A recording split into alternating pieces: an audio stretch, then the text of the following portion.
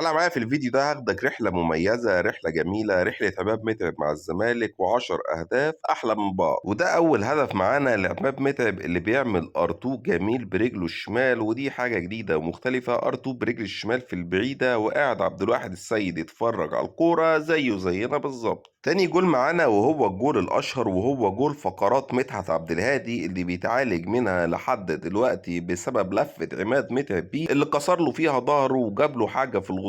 وللأسف عبد الهادي لحد دلوقتي بيروح مستشفى الزيتون يتعالج، وحطها برجله الشمال برضه في البعيدة. ولا أروع ولا أجمل من كده، قناص قناص مش أي كلام. هو ده متعب وأهدافه الجميلة في مرمى الزمالك. ودول الهدفين التالت والرابع اللي شبه بعض، واللي شبه بعض في ان الكوره بتترد من العارضه، ولكن في قناص واقف مستني اسمه عماد متعب ما بيجليش الحاجات دي خالص. واقف صاحي، واقف مستني الكوره جوه ال 18 وخلاص من لمسه واحده يخلص في الجون. عامل مشترك بين الهدفين هو محمد عبد المنصف اللي واقف زي قلته في الهدفين، وده عماد متعب القناص. واول 4 اهداف. يلا بينا نخش على الهدف الخامس على طول. الهدف الخامس معانا للمتعب عماد متعب في مرمى الزمالك بينم على ذكاء المهاجم اللي بيلعب على اخطاء المدافعين. يعني هو توقع هنا ان المدافع هيرجع الكوره بشكل خاطئ، وفعلا ده اللي حصل. وخلاص عماد متعب اخدها من مره واحده، خلصها في الشبكه، لان ده القناص اللي ما بيفوتش الهدايا والفرص اللي بتجيله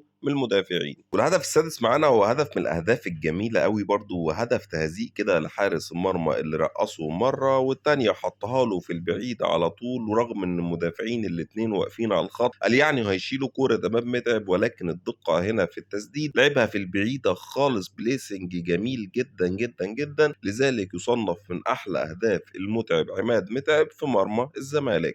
طبعا المباراة دي من أحلى مباريات الأهلي والزمالك، واللي خلصت 4-3 في نهائي كأس مصر. وتعالى اتفرج على الفينش بتاع عماد متعب اللي حط الكورة بوش رجله لعبد المنصف فوق في سقف الشبكة، لا تصد ولا ترد. تسديدة قوية جدا، مش قوية بس قوية بدقة بمهارة بسرعة، بإن هو أخد المدافع أصلا في ظهره، والمدافع ما قدرش يعمل معاه حاجة ولا يتعامل معاه. جون صعب جدا، جون حلو جدا، ومن أحلى أهداف عماد متعب في مرمى الزمالك. شباك الزمالك كانت شباك مفضلة جدا بالنسبة للعمدة عماد متعب، ومنهم الهدف الجميل ده اللي برجله الشمال بعد تمريرة حلوة أرضية أخدها متعب على طول وما سماش عليها، حطها بشماله من مرة واحدة. وهدف جديد وهدف الثامن لمتعب في مرمى الزمالك وفي شباك الزمالك. مباراة 3-3 وما أدراك ما هي مباراة 3-3 وليلة تألق عماد متعب اللي سجل فيها هدفين رغم إصابته. منهم الهدف ده اللي ضحك على دفاع الزمالك كالعادة يعني، وراح حط الكورة على طول بوش رجله كده من فوق عبد الواحد السيد. كورة صعبة جدا بتبين قد إيه الراجل ده كان مهاجم قناص ومهاجم مرعب.